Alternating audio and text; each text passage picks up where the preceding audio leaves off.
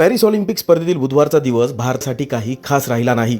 50 kilo वजनी गटाच्या अंतिम फेरीतून कुस्तीपटू विनेश फोगाट हिला अपात्र ठरवण्यात आलं आणि भारताचं हक्काचं पदक गेलं. त्यानंतर अंतिम पंगाल कुस्तीच्या पहिल्याच फेरीत बाद झाली.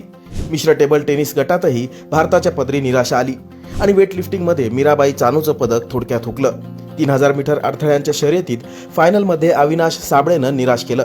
तो 8 मिनिटं 14.18 सेकंदासह 11वा राहिला. या स्पर्धेनिमित्त देशासह संपूर्ण मराठवाड्याचं लक्ष अविनाशकडे लागून होतं. त्यापूर्वी अविनाशच्या वडिलांनी त्याच्यासाठी एक संदेशही दिला होता. नक्की देशाला सुवर्णपदक देणारा आम्हाला विश्वास, अगदी एक नंबर विश्वास आहे.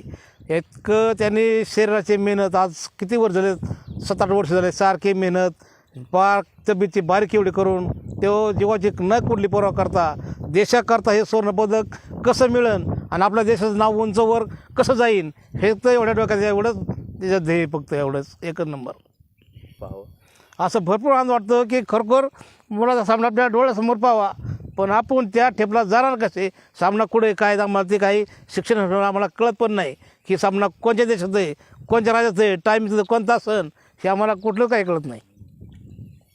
संपूर्ण देशात लक्ष लागलं आहे. आम्हाला खूप आनंद वाटतो आहे की अविनाशने खरोखर मेहनत करून, कष्ट करून, जिद्दीने त्यांनी काय काय गोष्टी केल्या असत्या आणि संपूर्ण देशाचं लक्ष त्याच्याकडे लागलं आहे.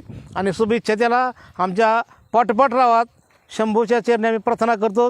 अविनाशने फक्त ह्या सुवर्णपदकाला इजे ठरून आपल्या देशाला मानपान देण्याचा प्रयत्न भरपूर केला आहे आणि आम्हाला असं नाही 100% ते सुवर्णपदक मिळवून देणारच आहे. बीड जिल्ह्यातील आष्टी येथील अविनाश खूप कष्टानं आंतरराष्ट्रीय स्तरावर पोहोचलाय. वयाच्या 6व्या वर्षापासून अविनाश धावण्याचा सराव करत होता. त्याची शाळा घरापासून 6 ते 7 किलोमीटर लांब असल्याने तो धावतच जायचा आणि तेथूनच त्याला सवय लागली. त्याचे आई वडील वीटभट्टी कामगार होते आणि घरातील मोठा मुलगा असल्यानं अविनाशला आईवडिलांच्या कष्टाचं मोल माहीत होतं. त्यामुळेच त्यानं ही कॉलेज सांभाळून 100 रुपये रोजंदारीवर काम केलं होतं. 12वीचं शिक्षण पूर्ण केल्यानंतर तो भारतीय लष्कराच्या 5 महार रेजिमेंटमध्ये दाखल झाला. पटियाला येथील फेडरेशन चषक वरिष्ठ राष्ट्रीय ॲथलेटिक्स स्पर्धेत अविनाशनं सुवर्णपदकाची कमाई केली. अविनाशने 3000 मीटर स्टीपल चेसमध्ये राष्ट्रीय विक्रमासह पदक मिळवलं. त्यानं 7 मिनिटे 20.20 सेकंदात नवा विक्रम नोंदवला.